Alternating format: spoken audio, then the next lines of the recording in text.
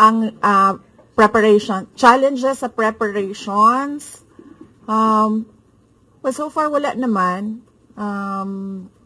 Wala naman kaming lang kami, na-overwhelm kami kasi ang daming mga lawyers na nag-signify na tutulong sila sa defense.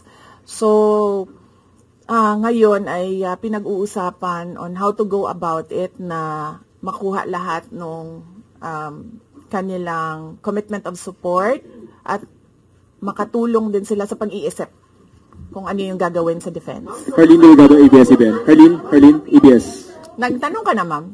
Wala pa, ma'am. Sige, ma'am.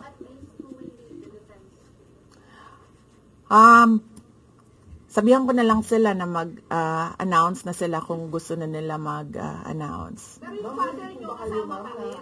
Kasi sabi nyo before, your father would be helping also. Well, he is welcome. He is a lawyer. So he is welcome to give his advice, input in the defense.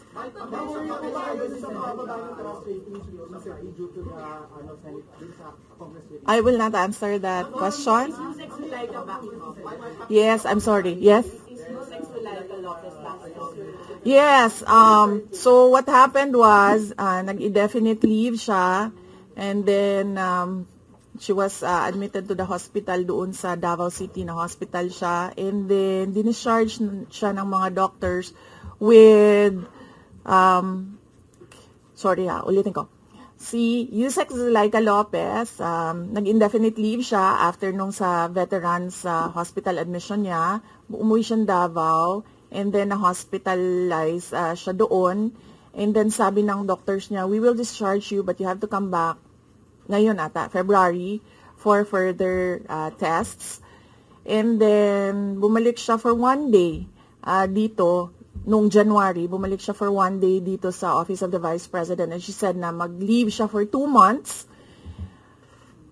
And then I said yes, take the time that you need for your health.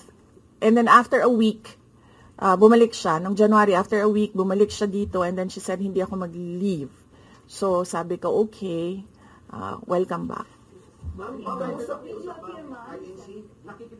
bang pakikipag-usap kayo sa INC? Dahil sila po yung